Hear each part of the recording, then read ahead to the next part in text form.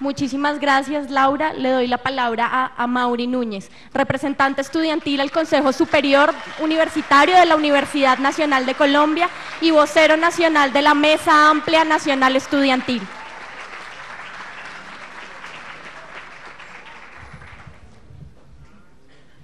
Muy buenas tardes. Agradecer, por supuesto, la presencia de todos ustedes, queridísimos compañeros de la MANE, en este evento con el que pretendemos, digamos que abrir el debate sobre el reencauche, y voy a decirlo desde ya, de la reforma a la Ley 30 del año 2011. Agradecer, por supuesto, a todos los congresistas que nos acompañan y la sintonía que tenemos también de varias universidades del país que nos vienen reportando su sintonía. Mi intervención va a girar alrededor del tema de la financiación. Como columna vertebral de un sistema educativo en cualquier país del mundo, es fundamental discutir a fondo cuál es la calidad de la financiación estatal o no que reciba la educación. Y demostraré además que la política de financiación desde la Ley 30 del 92 es una política de privatización absoluta de la educación superior y de las universidades públicas, fundamentalmente manifestada a través de la negación del acceso y de la posibilidad de permanecer al interior de las universidades públicas de cientos de miles de estudiantes de todo el país. Porque, como se ha visto, esa negación del derecho fundamental a la educación, que ha sido profundizado por el gobierno de Juan Manuel Santos desde el primer día, y que además ha quedado demostrado con el no aumento de las finanzas y de las transferencias estatales para las universidades públicas, se manifiesta no solamente como el recorte de la posibilidad de acceder a la educación superior, sino también con el deterioro de la infraestructura física, con el recorte de la calidad académica y educativa de las universidades, pero también cuando la universidad se desfinancia, se abre la puerta al lucro con ellas, y el lucro termina entrando por la puerta trasera.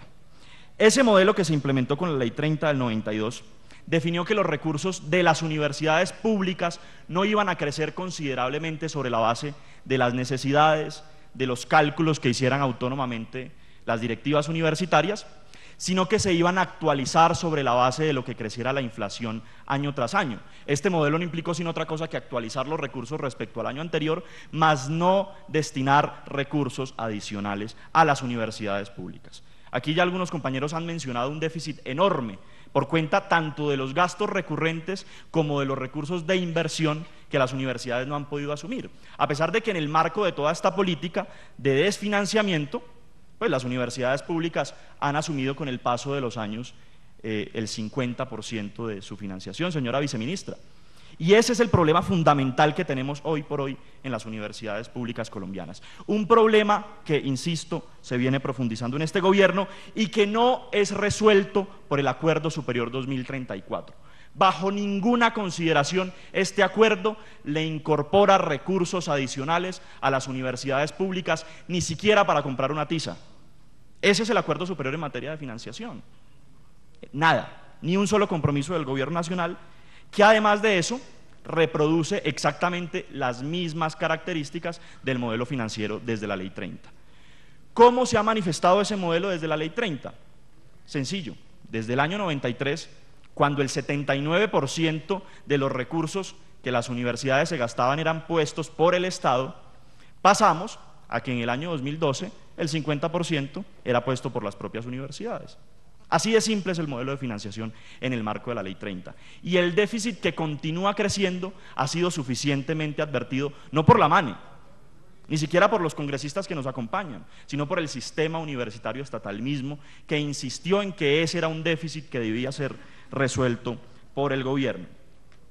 Y con el paso de los años, las universidades terminaron por asumir un modelo financiero con una estrategia clara: racionalizar los recursos.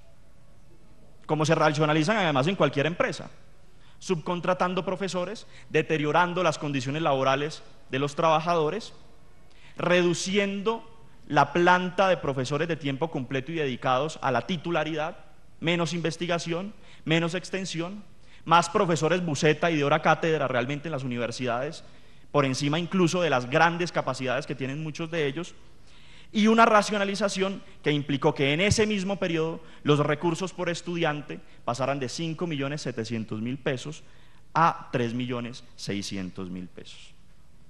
Segunda consecuencia del modelo. Y en últimas, todo esto que además repercute en un enorme deterioro de la infraestructura física y de la falta y disponibilidad de recursos para hacerle mantenimiento a la infraestructura por parte de las universidades públicas, en un recorte sistemático de la calidad universitaria. Los mismos índices del Ministerio de Educación Nacional lo demuestran. Los índices que miden la calidad universitaria muestran retrocesos de un 1% año tras año. Y tampoco nos los estamos inventando nosotros. Y son, insisto, consecuencia del recorte del presupuesto estatal con las universidades públicas. Ahora, todo este esquema de desfinanciación y de apertura, además de una especie de lugar para el sector privado por cuenta de la privatización de las universidades, se ha movido a la par con la disminución de las transferencias estatales a las universidades, el incremento de los recursos propios, pero además el incremento de los recursos estatales que se destinan para financiar los créditos del ICETEX. Los créditos otorgados a través de esta entidad han aumentado, han recibido un enorme impulso durante los últimos años.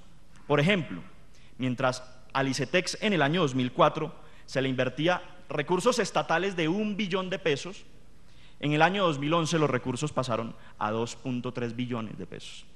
Eso es 130% de aumento en 7 años. Yo quisiera ver alguna universidad que haya tenido un aumento de esas características.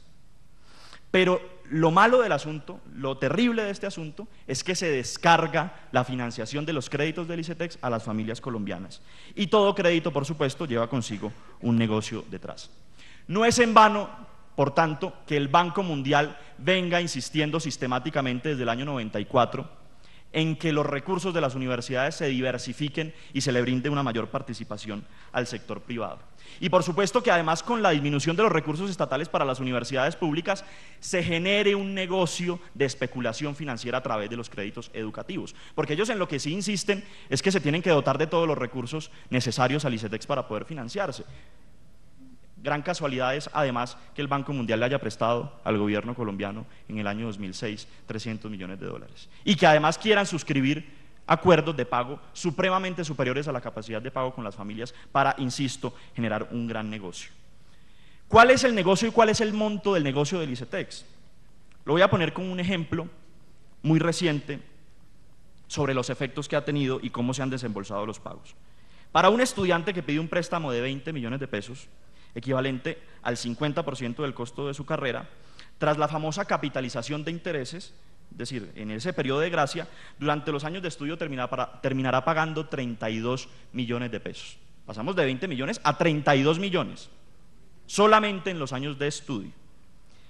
Esos 32 millones de pesos diferidos en 120 cuotas mensuales, durante ya no los años de estudio, sino los años en los que va a pagar, terminan equivaliendo a 86 millones de pesos. En 10 años, cuotas de 716.000 pesos mensuales, que es más o menos la mitad de los recursos que le ingresan a un estudiante recién graduado que logra conseguir un empleo formal, que no es que sea una garantía tampoco. Y ese gran costo que se descarga en las familias colombianas es el negocio redondo que ha implementado el Banco Mundial a través del gobierno de Juan Manuel Santos en esta materia. Y finalmente, ¿cuál es la salida para las universidades públicas? El endeudamiento a través de alianzas público-privadas, lo han dejado claro desde el principio, el recorte de los recursos que se destinen al mejoramiento de la calidad, al aumento de la cobertura sin ningún tipo de consideración y, por supuesto, en el marco de todas estas alianzas, generar un gran negocio para el capital financiero. Ahora, ¿cómo podríamos nosotros catalogar la relación que tiene este tipo de financiación con el modelo de país al que nos están llevando? Mientras se insista en que la educación colombiana se relacione mucho más directamente con las locomotoras que ha definido el gobierno nacional y se reduzca la inversión en ciencia y tecnología, la educación colombiana va a tener el último lugar al que la ha querido mantener este gobierno. Por ejemplo, En materia de investigación y de ciencia se invierte el 0.17% del Producto Interno Bruto, cuando desde el año 96 se viene insistiendo en un mínimo del 2%.